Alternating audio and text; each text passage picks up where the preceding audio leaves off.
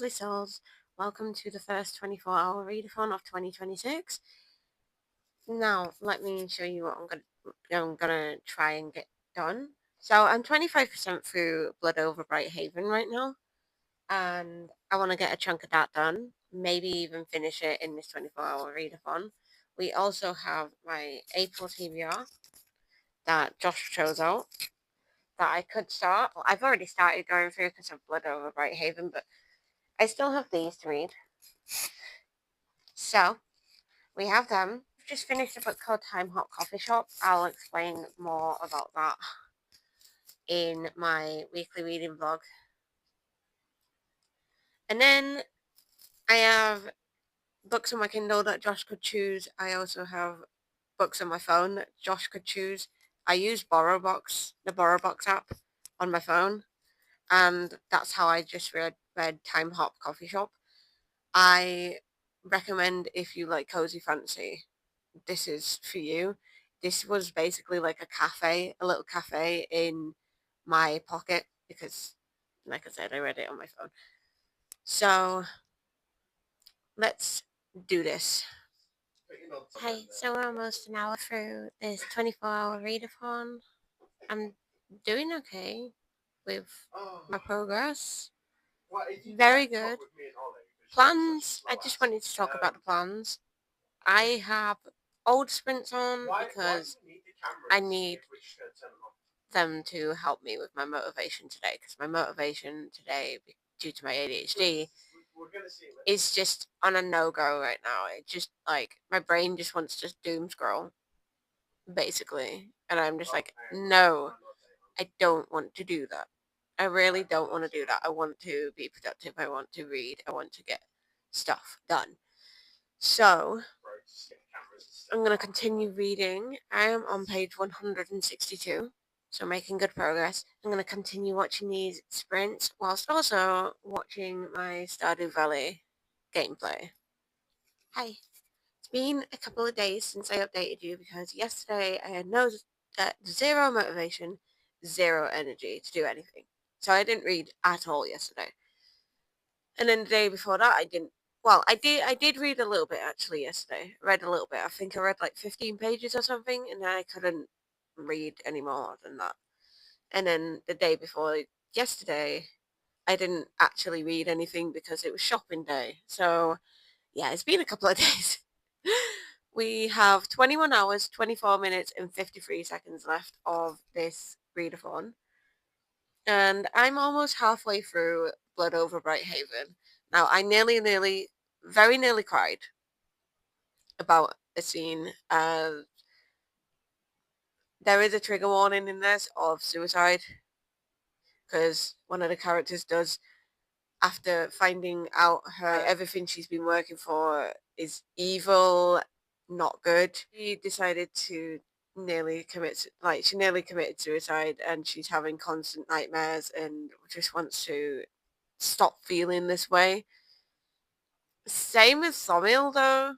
Somil nearly committed suicide as well. If his niece wasn't there, then he would have. But yeah, them two are just not doing great right now. They have a couple of days off of work, and it's not great for both of them right now. I am so invested in this, but I mean, I was gonna give it 5 stars because of how intrigued I was at first, like when it was talking about like Siona was learning Somil, it felt like she was learning us as well. So that was really interesting. But the only thing that's putting me off of giving it a 5 star is the fact that it is very, very religious, is this book. And I don't do religious things, but it's not to the point where I don't want to keep reading. It's to a point where I'm just like, I don't really like this part of the book. It's just my thing. Like, usually I don't like religious things. I say that, but I absolutely adore the religious horror that I read last year. It's just, yeah, most of the time I don't like religious things in books. So, yeah. While it is a little bit religious, it is very interesting though. It's keeping me interested and it's keeping me like, oh shit, there was actually a twist after, like, at the end of chapter 9. And I was like, holy crap, that's not good. Hello. So, am I telling you plans or am I telling you reading update? Reading update. This is a reading update. Well, not just a reading update, I feel like I need to let you know what I'm watching as well. So, we have 19 hours, 36 minutes, and 23 seconds left on the clock. I am almost 2 hours into Princess Mononoke. I have watched this movie before, and I'm rewatching it. I watched Whisper of the Heart yesterday, and then I'm going to be watching Porco Rosso as well, which I've never seen, by the way. I've never seen that. It's one of the Ghibli Studio movies that I've not actually seen, surprisingly enough. I'm on page 242, so I'm over halfway through now. And at the minute, like, Thomil and Sayona are just speaking to each other. And it's just, like, it's okay. It's a little bit boring, if I'm honest, but it's okay at the minute. Because they're literally, like, talking things through and talking about what she found out about things and all that, really. It's not too interesting at the moment, but, you know, we're gonna go through it, really.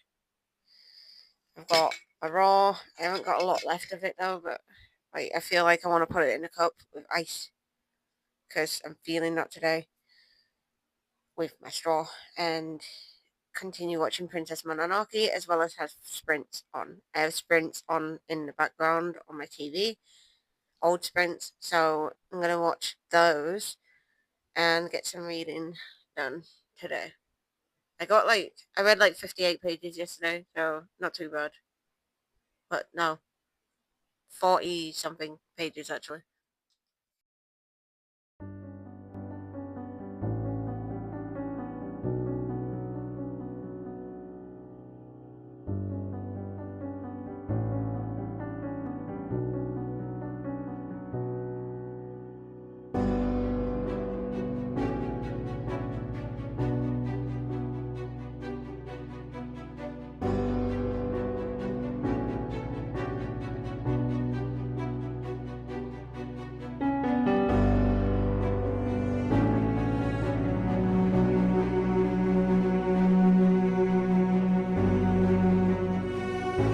Let's try film this clip again, but with a little microphone, please. Thank you.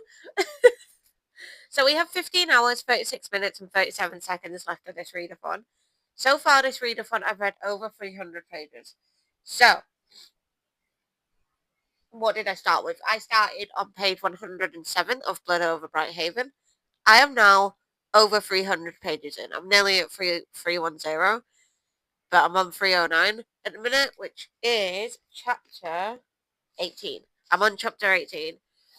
It's okay. It's giving me 3-star vibes to the point where I don't think I'm gonna read this again. I feel like I want to give this away, but I feel like I want to give it to like a second-hand bookshop or something because it is signed.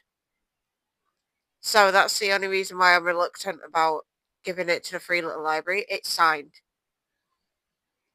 So I'm just I've got 12 pages to go until I'm at 75%. So not too far, and then Josh is choosing my next read for Continuation Station after I've read that. So I've read over 200 pages of that, like 202 pages, because I started on 107. And I'm 25% through Spark of the Everflame, which is 102 pages through. So I have overall read 304 pages, I believe. So things are getting good. I'm doing good. Spark of the Everflame Diane, we've met Diane, who's a healer. Her mother went missing 6 months ago, and she's trying to figure out what happened to her mother. I have a feeling that she is descended, but like, there's evidence that she is descended, but I don't fully know yet, so I'll let you know on that. And then Blood Over Brighthaven, you are following Siona and Fomil. Siona is a mage, Fomil is a Quen. Quen are seen as the lowest of the low, really. They're seen like really poor people and savages. That's how they are treated, and that's how they are seen in this book, unfortunately. And Siona is the only mage that is trying to save the Quen from what is actually happening to them outside the city and inside the city, how they're being treated and everything. So excited to see how it goes, but it is giving me 3-star vibes. It really is, unfortunately. So that's my update. My plan is to get to either chapter 11 or chapter 12. I can't remember which one I'm getting to today. Of not Blood Over Brighthaven, Spark of the Everflame, and then read Blood Over Brighthaven later today. So, yeah, those are the plans.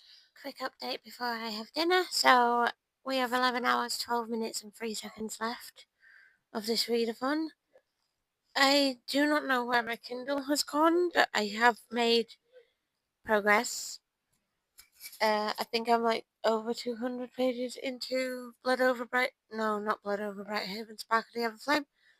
And I'm on page 326 of Blood Over Brighthaven. So, doing good. Apparently, like, this is Blood Over Brighthaven. This is still giving me 3-star vibes.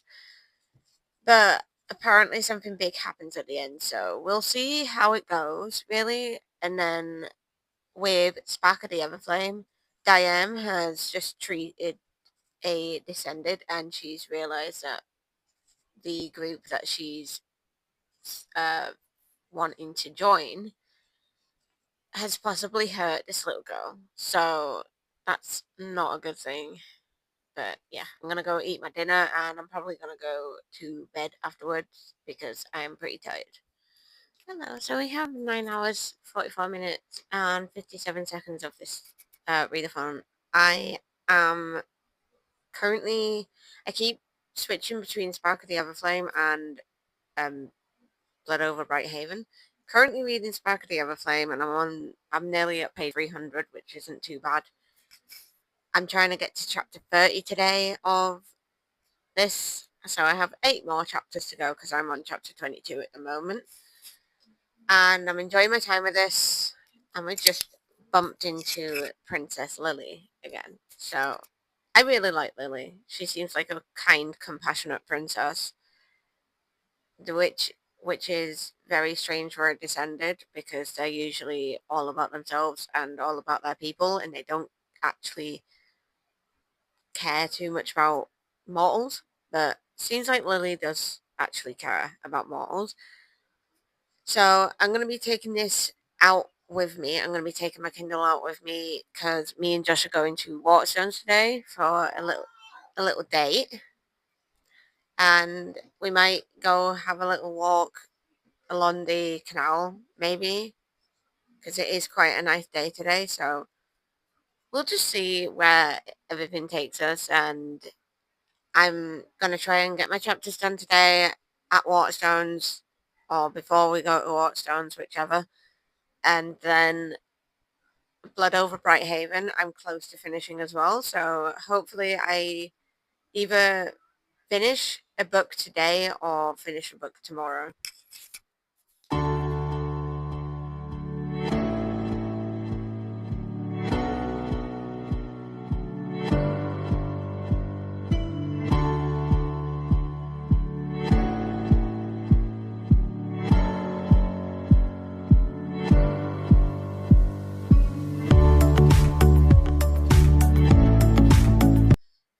just got less than 3 hours left of this readathon.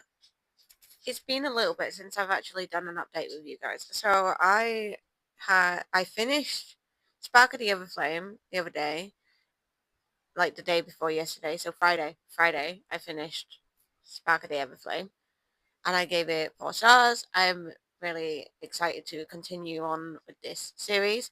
And then I also finished Blood Over Bright Haven yesterday. I started reading Diary of a Wimpy Kid on my phone, and I've also started reading Realmbreaker by Victoria Aveyard. And I'm only 11 pages in, but we're currently in the middle of a meeting with these knights, like they're mortal knights, and they have something against immortals. We are in the perspective of, I think, the Squire Andre. I think we're in the perspective of him because I remember at the back of the dust cover it does say something about Squire. So far, we don't know. Like, we know that the group of the mortal knights are called the Companions. That's what they're called. We know that they're after a thief and a wizard. Something about a spindle. A spindle hasn't been around for years upon years, and suddenly one of them has lit up, and it's dangerous. So these knights have been called to this place called the Timeridian, and they've met that. This is the map, by the way. Look at that. Ooh, sorry, it's so pretty. Honestly, I love this map. But yeah, I am so far enjoying my time. I can't really say much because I'm literally not even that much way through. So, gonna try and continue on with this and finish this readathon today. Hey, so the timer's just gone off for our 24-hour readathon. Sorry about the lighting. We've currently got the windows open because we want to get some fresh air in here. So, overall, this was quite successful, but not my best. Not gonna lie. So, Blood Over Bright Haven. Read 310 pages of this, the last 310 pages of this, and I gave it 3.5 stars. It was okay, could be better, but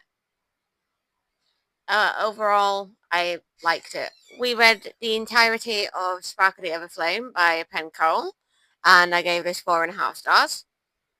And I can't wait to continue this series on, really. And then I did read 52 pages of Diary of a Wimpy Kid Book 1. I am rereading this because I wanted to have some nostalgia from high school a little bit. And then Realmbreaker, I got to 75 pages. Like, got to page 75. And I'm enjoying it so far. So, overall, I read a total of 860 pages. So, not my best, but also not my worst. Thank you so much for joining me in this little cozy bookish moment. And I'll see you in the next video.